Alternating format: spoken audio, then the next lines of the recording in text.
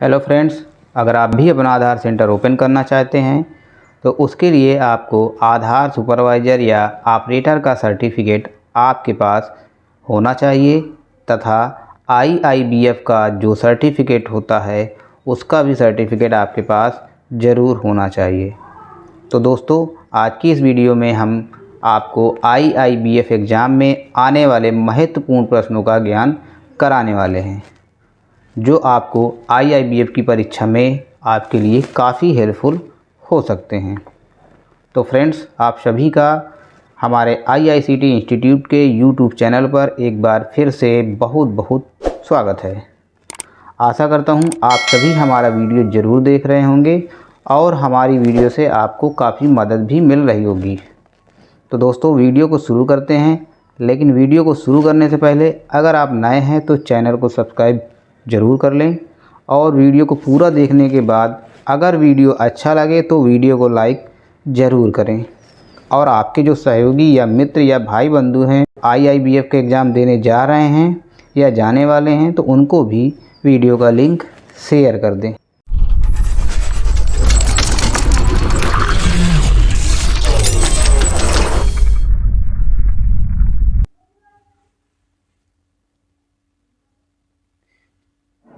चलिए दोस्तों, शुरू करते हैं। प्रश्न है, डीबीटी प्रत्यक्ष लाभ अंतरण। डीबीटी का हिंदी नाम प्रत्यक्ष लाभ अंतरण होता है। अंग्रेजी में इसको बोल सकते हैं डायरेक्ट बेनिफिशियरी ट्रांसफ़र। तो डीबीटी बैंक खाते को आधार से जोड़ने के माध्यम से किया जाता है। तो जो डीबीटी का प्रयोग है आधार को बैंक खाते से जोड़ने के लिए किया जाता है। इस संबंध में निम्नलिखित में से कौन सा कथन सही है? तो इस क्वेश्चन का सही ऑप्शन होगा एलपीजी सब्सिडी अन्य सरकारी योजनाओं के तहत भुगतान और पात्र सब्सिडी का प्रत्यक्ष जमा ऐसे लाभार्थियों के खातों में संबंधित एजेंसियों द्वारा किया जाता है। तो जो डीबीटी होता है वो सरकारी पैसे पाने के लिए या एलपीजी सब्सिडी पाने के लिए इसका प्रयोग किया जाता है। तो इस क्वेश्चन का नंबर हमारा सही होगा। नेक्स्ट क्वेश्चन है, लेन देन टर्मिनल क्या है? लेन देन टर्मिनल क्या है? ऑप्शन इसमें दे रहा है कि यह सीएसपी को नकद जमा करने और निकालने में सक्षम बनाता है। नंबर 2 कह रहा है लेन देन डेटा जीपीआरएस कनेक्टिविटी के माध्यम से ऑनलाइन भेजा जाता है। तीसरा नंबर है ऑफलाइन लेन देन के लिए लेन देन डेटा टर्मिनल के आंतरिक डेटाबेस में संग्रहीत किया जाता है और फिर मुख्य सर्वर में स्थानांतरित कर दिया जाता है। तो जो लेन देन टर्मिनल होता है वो होता है कि यह सीएसपी को नकद जमा करने और निकालने में सक्षम बनाता है।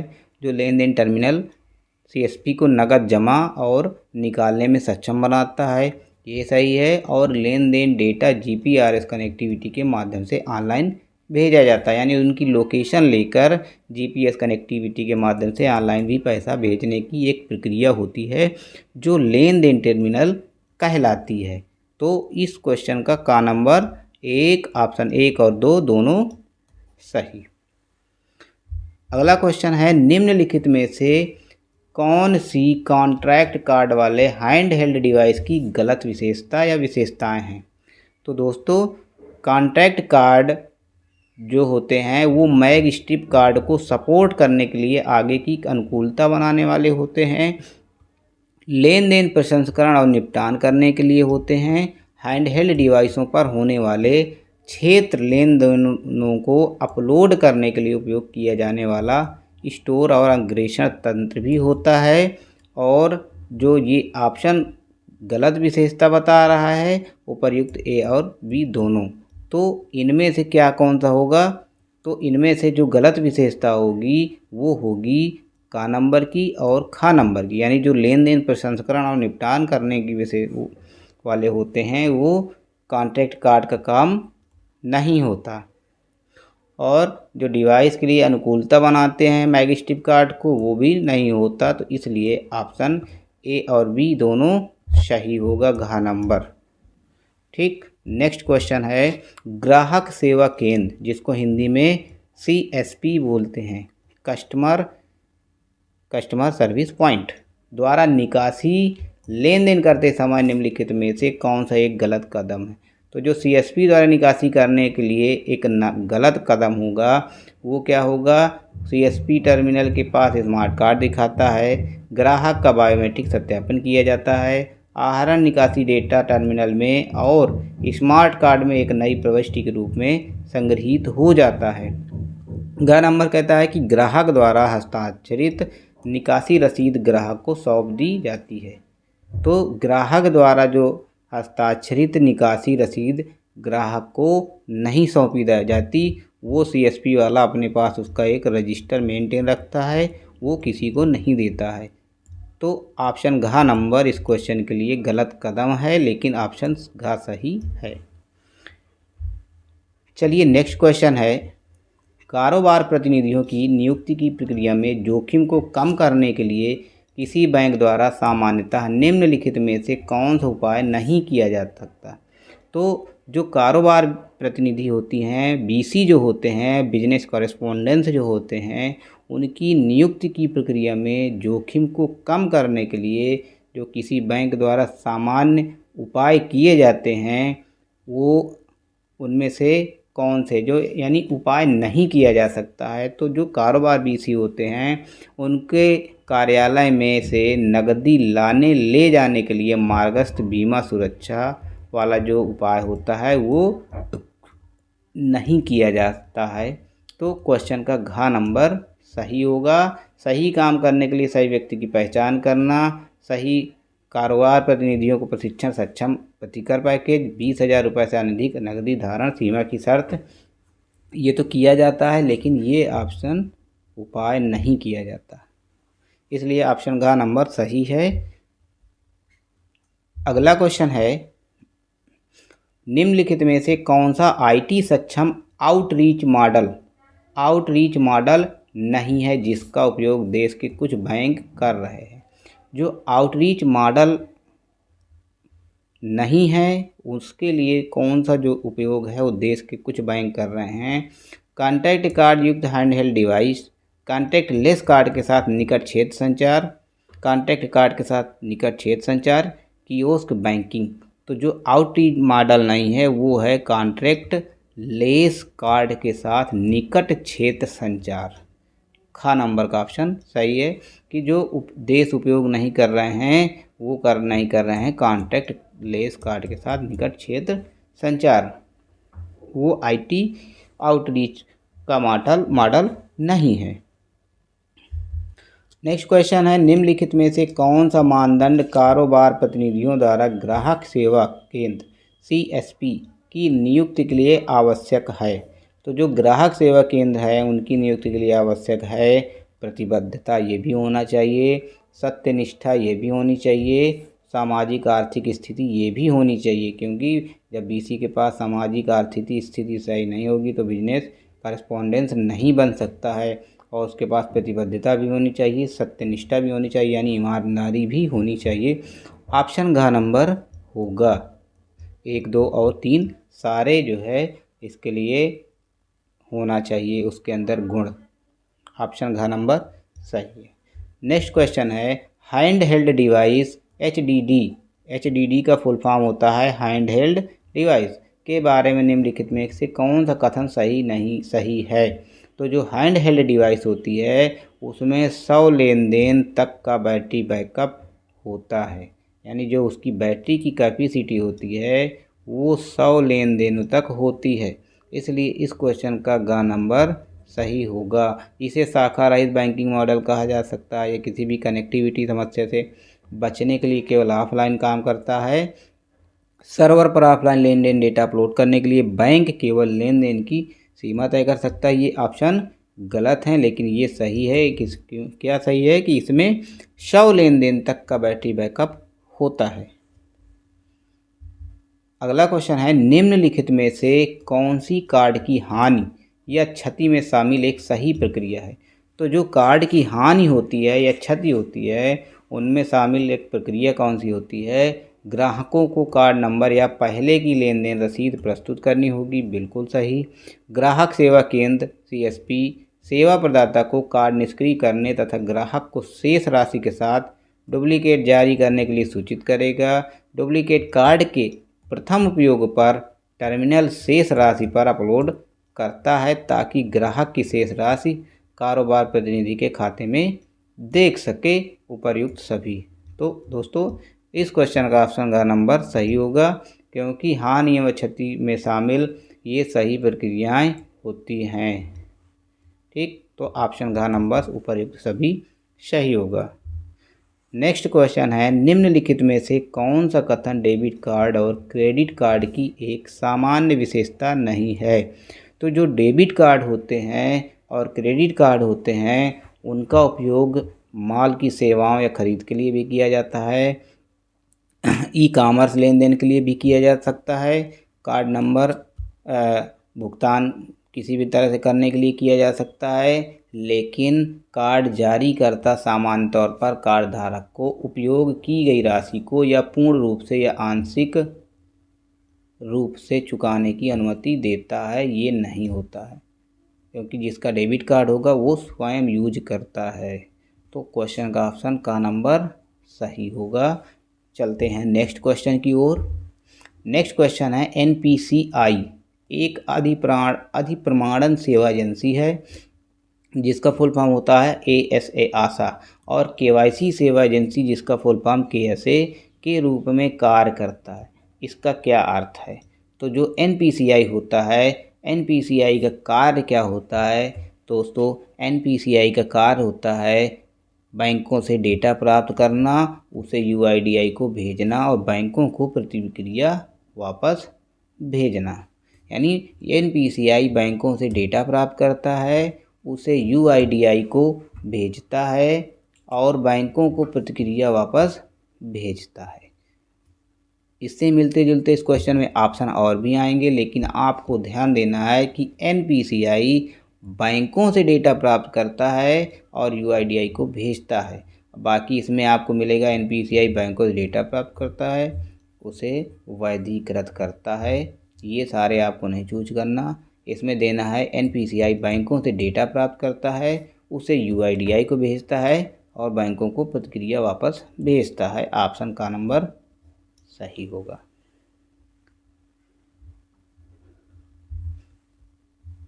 अगला क्वेश्चन है, तत्काल भुगतान सेवा जिसको क्या कहते हैं?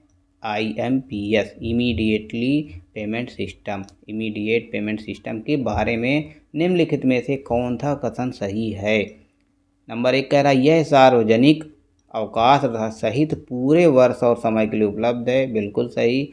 IMPS 24 घंटे के लिए सेवा उपलब्ध रहती है। नंबर 2 कह रहा है, इंटरनेट या ATM या मोबाइल के माध्यम से उपयोग किए जाने पर पूर्व पंजीकरण आवश्यक है, बिल्कुल सही है कि IMPS की सेवा उपयोग करने से पहले मोबाइल के माध्यम से जो पंजीकरण होता है वो भी आवश्यक होता है। तीसरा कहता है, MMID एक 7 अंकों का कोड है और MPIN एक ट्रांजैक्शन पासवर्ड है। जी हाँ, आपको IMPS के तहत पेमेंट भेजने के लिए आपके पास MMID भी होनी चाहिए और एक MPIN होगा जिससे आप अपना ट्रांजैक्शन कर पाएँ। तो इस क्वेश्चन में आपके सारी जो है फैसिलिटी होनी चाहिए, तभी वो भुगतान के लिए IMPS का यूज कर सकता है। घ नंबर 1, 2 और 3 ये सारे मेथड यूज करेगा। नेक्स्ट क्वेश्चन है, भारत इंटरफेस फॉर मनी। आपने भीम का नाम सुना ही होगा, भीम ऐप का। उसके बारे में निम्नलिखित में से कौन सा कथन गलत है? तो जो भीम ऐप होता है वो होता है एक यूनिफाइड पेमेंट इंटरफेस होता है जिसका उपयोग करके सरल, आसान और त्वरित भुगतान लेन देन में मदद होती है, बिल्कुल सही। इंटरनेट या स्मार्टफोन तक न पहुंच होने पर भी *99# सेवा का उपयोग करके भुगतान किया जा सकता है, बिल्कुल सही। यूपीआई पर पैसे भेजने और प्राप्त करने के लिए वीपीए, जिसका फुल फॉर्म होता है वर्चुअल पेमेंट एड्रेस, की आवश्यकता होती है, बिल्कुल होती है। बिना यूपीआई वर्चुअल एड्रेस के हम यूपीआई नहीं कर सकते। इसका उपयोग छोटे मूल्य के भुगतान करने के लिए नहीं किया जा सकता। क्यों नहीं किया जा सकता है? इसका मूल छोटे मूल्य के भुगतान करने के लिए भी किया जा सकता है, इसलिए इस क्वेश्चन का ऑप्शन घ नंबर सही होगा। चलिए नेक्स्ट क्वेश्चन की ओर। निम्नलिखित में से कौन सी माइक्रो एटीएम की एक विशेषता है? तो दोस्तों माइक्रो एटीएम जो होता है वह किसी व्यक्ति को किसी विशेष बैंक मित्र या कारोबार प्रतिनिधि से संबंध धन को तुरंत जमा करने या निकालने में सक्षम बनाता है। जो माइक्रो एटीएम होता है एक छोटी सी मशीन होती है, वो किसी भी कस्टमर को आप तुरंत निकासी या जमा करने के काम आती है, इसलिए ऑप्शन ख नंबर इसमें आप सही टिक लगाएंगे और यही क्वेश्चन आपको एग्जाम में भी चूज करना है। अगला क्वेश्चन है ब्राउन लेवल एटीएम के बारे में निम्नलिखित में से कौन सा कथन गलत है? तो दोस्तों ब्राउन लेवल के जो एटीएम होते हैं वो होते हैं प्रायोजक बैंक के ब्रांड और लोगो के तहत होंगे। उसमें बैंक का नाम भी होगा और लोगो भी होगा। बैंक एटीएम मशीन का मालिक होता है और उसका संचालन करता है, बिल्कुल सही। उसके बिलों आदि का भुगतान करता है। एक निजी कंपनी एटीएम के लिए नकदी और संयोक्ता प्रणाली प्रदान करती है। ये क्या है? ये भी सही है। तो क्या सही है? इसमें से हमें केवल का एक और के 3, यानी जो एक निजी कंपनी होती है एटीएम के लिए नकदी और संयोक्ता प्रणाली प्रदान करती है और प्रायोजक बैंक के ब्रांड और लोगों के तहत होते हैं, जो ब्राउन लेबल वाले एटीएम होते हैं। नेक्स्ट क्वेश्चन है ई केवाईसी के बारे में निम्नलिखित में से कौन सा कथन सही है? तो जो ई केवाईसी होती है दोस्तों वो होती है एक पारंपरिक कागज आधारित केवाईसी प्रक्रिया का एक विकल्प होता है जो लागत, समय और प्रयास को कम करता है और गोपनीयता, सहूलियत, डेटा विश्वसनीयता में वृद्धि करता है। ई केवाईसी इलेक्ट्रॉनिक जो केवाईसी होती है वो जो है गोपनीयता भी प्रदान करती है और सहूलियत भी मिलती है, समय की बचत भी होती है। आप कहीं भी CSP के माध्यम से ई केवाईसी करवा भी सकते हैं। ऑप्शन घ नंबर क्वेश्चन का क्या होगा? सही होगा। नेक्स्ट क्वेश्चन है निम्नलिखित में से कौन सा कार्य स्थल एटीएम का सही वर्णन करता है? तो जो स्थल एटीएम होते हैं वो एक प्रकार से, स्थल का मतलब जो होता है स्थान जो एटीएम होते हैं वो शाखा परिसर के भीतर या शाखा के बहुत निकट स्थित होता है, वो स्थल एटीएम कहलाता है। अब बाकी एटीएम जो होते हैं वो अन्य जगह भी होते हैं, वो अलग होते हैं, लेकिन स्थल एटीएम शाखा के अंदर या शाखा के बहुत निकट ही लगाए जाते हैं, इसलिए इस क्वेश्चन का ऑप्शन ग नंबर बिल्कुल करेक्ट माना जाएगा। नेक्स्ट क्वेश्चन है file payment interface. File payment interface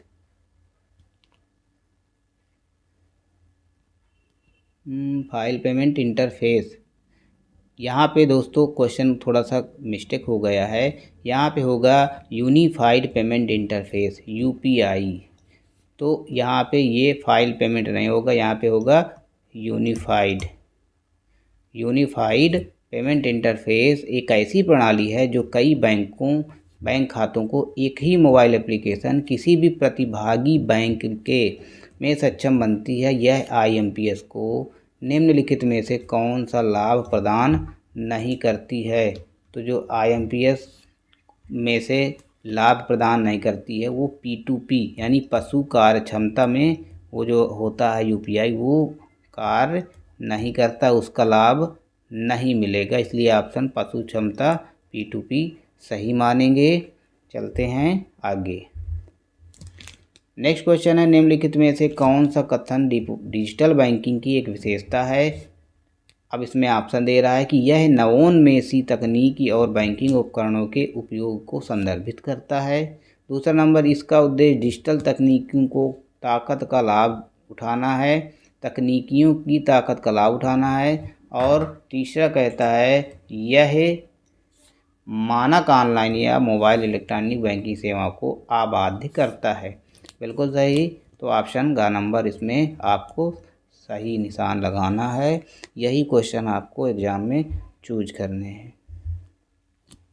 next question है, बैंकों के लिए वित्तीय शिक्षा के महत्व के संदर्भ में निम्नलिखित में से कौन सा कथन गलत है। तो जो वित्तीय शिक्षा होती है वो होती है बेहतर वित्तीय साक्षरता की परिणति ग्राहक को वित्तीय उत्पादों अस्थिकर देयता दोनों उत्पादों की बेहतर समझ में होती है। जानकार उपभोक्ता निवेशों और अन्य वित्तीय उत्पादों की पसंद में अधिक विचार मंथन करते हैं। मौजूदा औपचारिक शिक्षा प्रणाली में परिवार के बजट बचत वित्तीय योजना आदि जैसे महत्वपूर्ण वित्तीय पहलुओं को शामिल नहीं किया गया है, लेकिन एक अनजान ग्राहक ऋण उत्पादों से जुड़े जोखिमों को महसूस किए बिना अच्छी तरह से पैक किए गए ऋण उत्पादों की ओर आकर्षित होता है। ये कथन गलत है। ठीक। तो दोस्तों ये था IIBF प्रश्नों के एक महत्वपूर्ण संकलन। आशा करता हूँ ये वीडियो अच्छा लगा होगा। अगर वीडियो अच्छा लगा हो तो वीडियो को लाइक शेयर ज़रूर करें, और अगर आपने चैनल को सब्सक्राइब नहीं किया है तो चैनल को भी सब्सक्राइब कर लें, ताकि आपको आने वाली हर वीडियो का अपडेट आपको सबसे पहले आपके मोबाइल पर मिले। दोस्तों हम आपकी तैयारी बहुत अच्छे से करा रहे हैं। अब इसके बाद आपको इंग्लिश टू हिंदी में 2 वीडियोज़ मिलेंगी 50-50 की, जो आपके लिए एक बहुत ही महत्वपूर्ण होंगी। सारी वीडियोज़ का निचोड़ आपको अगली 2 वीडियो में मिल जाएगा, जो आपके एग्ज़ाम में बहुत ही काम करेंगी, और उन वीडियो से आप आसानी से एग्ज़ाम पास कर सकते हैं। तो दोस्तों बने रहिएगा हमारे नेक्स्ट वीडियो के लिए। तब तक के लिए नमस्कार, जय हिंद। मिलते हैं अगली वीडियो में।